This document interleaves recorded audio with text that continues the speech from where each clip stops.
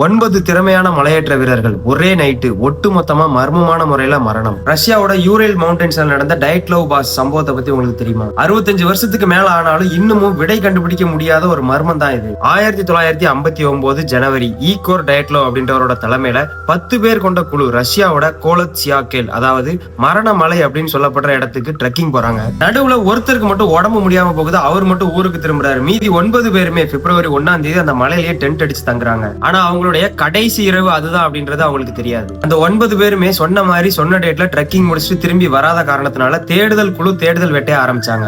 அங்க போன மீட்பு குழுக்கு பெரிய அதிர்ச்சியே காத்திருந்தது. ஏன்னா அந்த 9 பேருமே கொடூரமான முறையில செத்து போயிருக்காங்க. அவங்களுடைய டென்ட் உள்ள இருந்து கத்தியால கிழிக்கப்பட்டிருக்கு. ஏதோ ஒரு ஆபத்துக்கு பயந்து உள்ள இருந்து அவசரமா வெளியே ஓடி இருக்காங்க.